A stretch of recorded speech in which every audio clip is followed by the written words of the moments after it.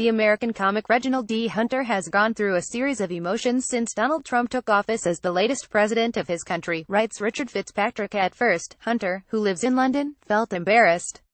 That feeling lasted from January until about April, when it changed to numbness.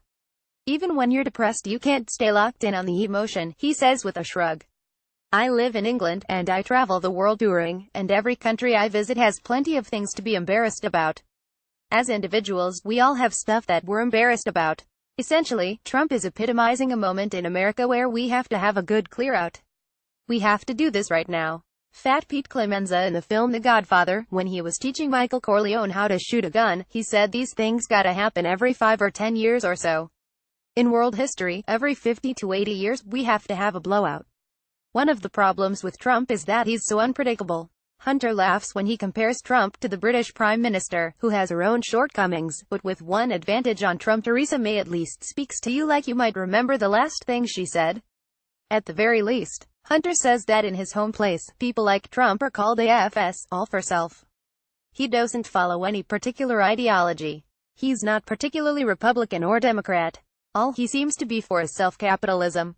Not even general capitalism, just self-capitalism. Trump's marriage to Melania Trump, who unwittingly inspired a legion of supporters wielding Free Melania banners during the Women's March on Washington the weekend after Trump's inauguration, is as mystifying to Hunter as it is to many other onlookers. We can only speculate, he says, as to whether they have a marriage of convenience, but it does seem interesting to me that just before he took office she announced that, "I'll be spending more of my time in New York with the kid in school and stuff. My experience with women is that if a woman wants to be with you, she will make it work. What is it? You're in prison. You got AIDS, don't worry, we can work around that." Hunter is renowned for the savage, offbeat ways in which he tackles philosophical and social issues, especially racism. He has a knack for charging into less traveled terrain with a persuasive, madcap logic.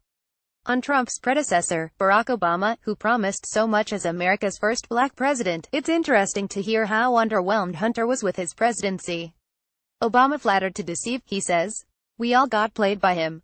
I did, he says. I was suspicious in 2008. The exact same kind of momentum of the people mandate that he came into office with was identical to what Tony Blair came into office with when I first moved to Britain in 1997. They turned out to be roughly the same dude. I think it was Alexander Cockburn, the political writer and journalist, who said the oligarchs, the true powers in the world, are genuinely surprised by the masses about once every 20 years. What's weird is that the right-wing shitstorm aimed at Obama actually obscured from us a clear view of how diabolical a lot of his policies were. The Obama administration prosecuted more whistleblowers, people who have gone public with government malfeasance or surveillance programs, than any other presidency combined. The Patriot Act remains in place. Surveillance under Obama increased. Not only did the Obama administration not prosecute the bankers involved in the 2007 financial credit crisis, he employed a lot of people in his cabinet who were engineers of it, people from Goldman Sachs and such. Those are the people he turned the economy over to. He pretty much kept George W. Bush's policies. He was essentially George W. Bush, but better at making speeches. Hunter, who was born in Albany, Georgia in 1969, is well over 6 feet tall. He moved to London to train at RADA as an actor, performing on stage in everything from Shakespeare to pantomime, the latter serving him in good stead for his conversion to stand-up comedy, which started as a result of a 10-pound dare.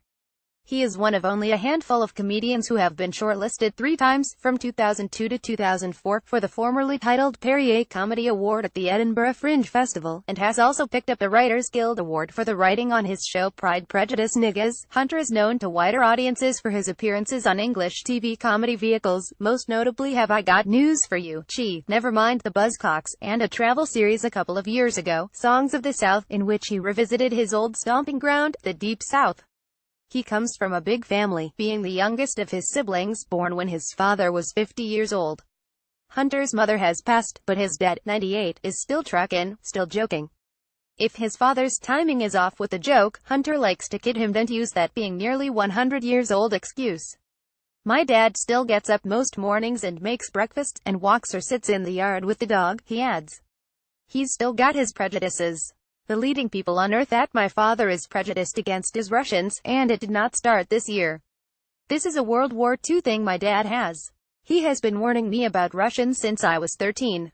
Earlier this year, when news about Russia influencing the U.S. presidential elections broke, he looked at me and said, "Told you when the Berlin Wall fell and they were talking about the demise of communism?" I said, "Hey, Dad, communism is dead." He said, "That's what they want you to think, boy." Reginald D. Hunter brings his stand-up show Some People v. Reginald D. Hunter to Ireland, with dates at Vicar Street, Dublin October 15th and the Cork Opera House October 18th. See reginaldhunter.com.